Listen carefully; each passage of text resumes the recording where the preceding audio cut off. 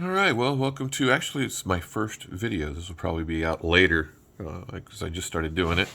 But I had got a GoPro and I did the whole remodel of this car with the GoPro, only to go back and look at the footage and find out it was a little blurry just because of the focal length. So I got a tripod for my phone and we're going to try that. This is basically the BMW M4 DTM number 12, the limited edition, and I'm going to do a basic complete rebuild of the car. I'm going to swap out pretty much all the components, and I've already done it, and we'll have to just redo it. So to start with, what I did was I yanked off the stock wheels. You could probably tear these apart to get to the axles and the bushings, but I left them just in case I want to put the car back. So I'll just keep them around as is, but I'm changing all this out. I pulled the stock motor, and what was missing from the last video is me soldering all this, but we've put in an NSR motor. It's the, as you can see here, it's the Shark 21 Evo 3. This bag over here. Let's see if I can find the bag. Let's see, there's that. New. It's around here somewhere. Or maybe not. Thought I kept. There it is. That's the part number 3041. 21,900 RPMs, 164 grams per centimeter of torque. So that's the motor we went with. RPM and torque has a lot to do with it. Very different things. Your RPMs, depending on your gear ratio, is going to be how fast you can go or accelerate. The torque is going to be how quickly that acceleration gets put to the road. If you've got a lot of twisty turns, that extra torque can be a problem. If you get on the gas for a little bit as you come through and around turns, you can easily spin around. So as you get different motors and different gears, you can try different things to make the car more drivable. It doesn't matter how fast it goes or how well it accelerates if you can't control it well. So we've got the new motor. What I did was I had to wire it backwards. Generally with slotted and NSR and stuff, the tracks they usually run on, the polarity is usually opposite of Carrera. So what's positive to Carrera is negative to everything else. So if you normally on these motors, they have a little red dot there, whereas their positive pole. And if you connect a positive to that, your car's going to run in reverse. I haven't tried just using the reverse switch to see what that does. That's an option there. That might just change that. I haven't tried it. I've only been doing this for about a year, and it's just the first time I've really done a full rebuild. I've done some other little things, but that's something that never came to my mind till just now. But we're going to put that motor in.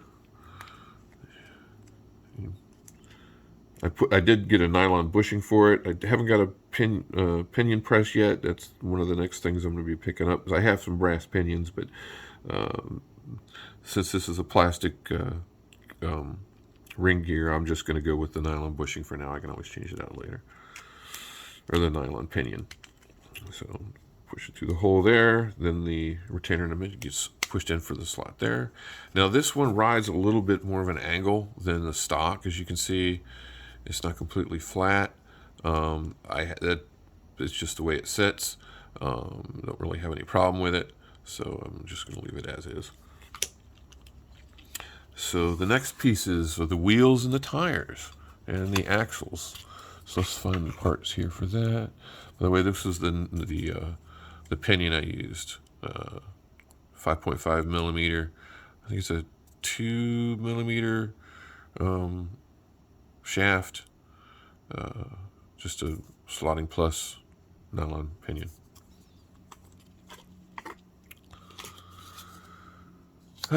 Axles. You've got different sizes from 48 to 54.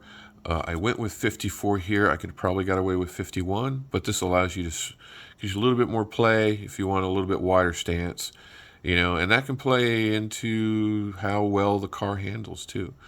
You can always spread the wheels out a little bit further or bring them in, just depending on how you want the car to look as well. But I went with the 54, 2.38 millimeter.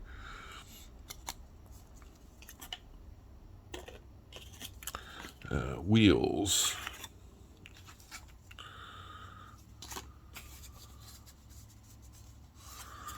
These are the two wheels. 17.3 outside diameter. The rears are 9.5 millimeters wide, and the fronts are 8.2. I've got some more wheels I'll show later that I got from some cars I bought in Europe. Where was he from? Oh, I can't remember. But I was getting cars out of the Netherlands, and he got some from an older collector that had modified some stuff. And I believe they were old slot devil wheels. You can't get them now. They were a little bit larger, but these are the ones I'm using now. I'd like to get some that were like 18 or more for a really low profile big rim look, and I'll show those later. I really liked them. I just can't find any more. And then the bushings, because you're going to need bushings. These are the bushings used. 2.38 millimeter. The part number is PA68. They come, I think there's there's 4 of them. 4 in a pack. So we have your typical axle.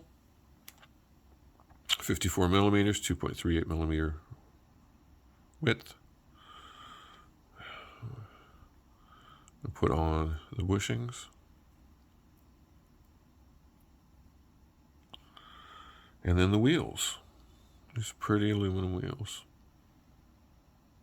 They come with a grub screw, which this was already put together, so I had to take it apart to redo this again. But you get the grub screw goes right there.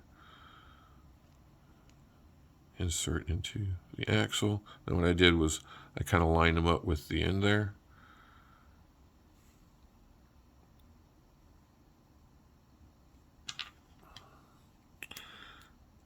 And then just cinch that down. Make sure it's still cinch it down nice and good. Do the same with the second wheel. I have some inserts that I'll put on later. I haven't decided which I'm going to use, but this is the start at least. I mean, it looks pretty good just with the aluminum. Some guys just do the rears. I'm like, man, why are you going to do rears and not the front? And it looks odd. I mean, I can understand you're saving a little bit of money, but for what the cars cost and everything else, make it look good. Wheels, tires. Now with the tires, we had to go. You want as little friction to the front as possible. Where are the ones that I went with? It was these. They have a couple different ones I'm going to try, but for these, I started with the PT18s. It's the S2 compound. That was not the best choice. They have some zero grip that I should have went with, but it's still the front. It's not that big of a deal, as long as you have tires up there.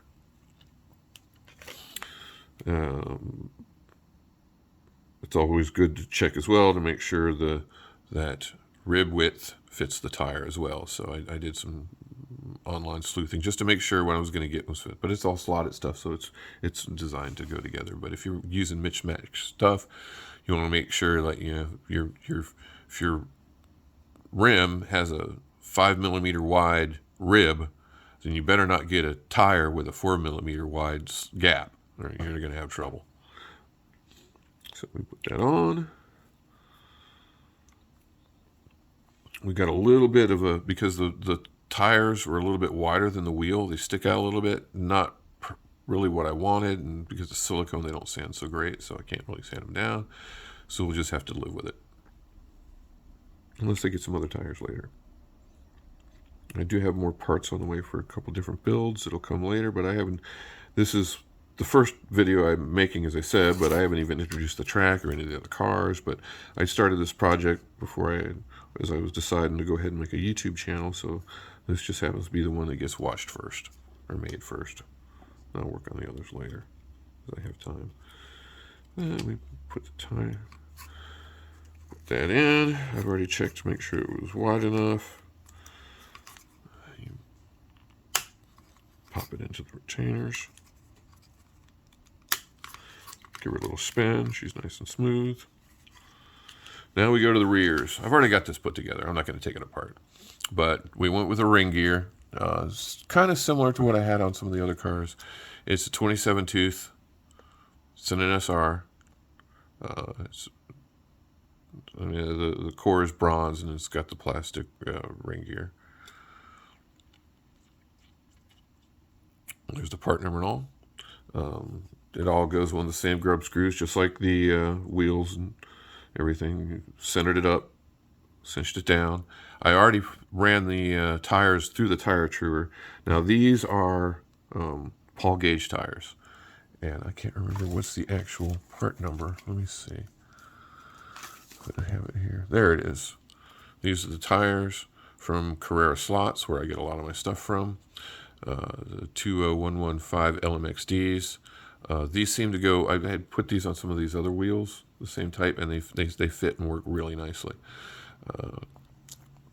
Then I have a tire truer, which I'll show at a later date when I go to true up some more tires. I got it from Overdrive shop out of Germany. It does a really good job, and if you're not truing your tires, then I don't know why you're not. I started out with just holding the car over sandpaper. It doesn't really, it's messy and takes time, and it's so much easier just to put these on the machine and just sit there and let it do its thing. But yeah, we got the bushings on, same axle. These are the wider wheels, same wheel design, but it's a little wider. Bushings, everything simple. We put that in. That meshes up with the ring, with the pinion.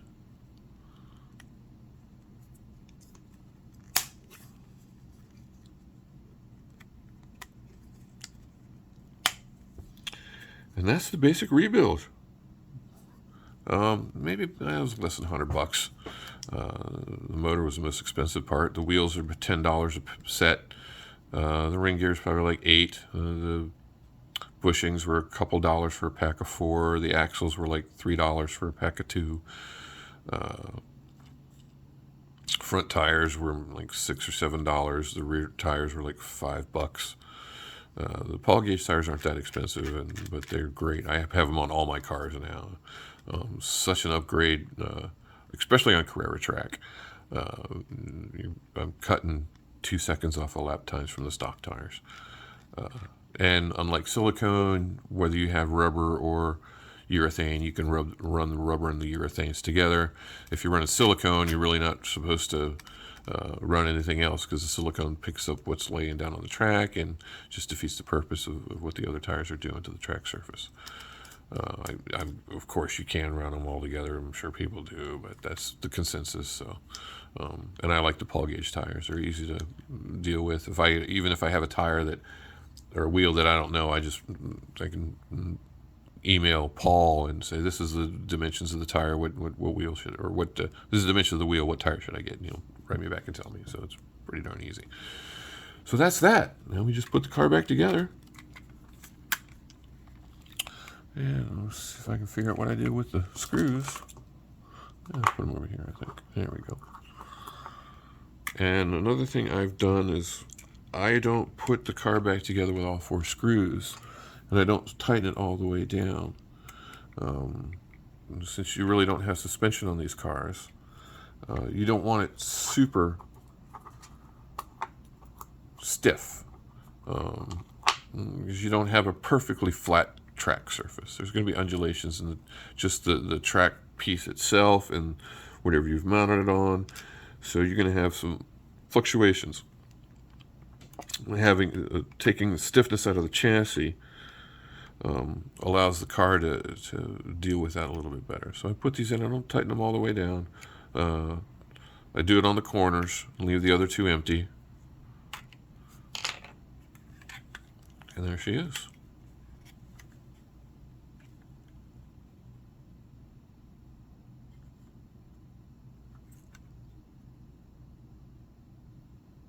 We'll put her on the track a little later and give her a test run. Thanks for watching.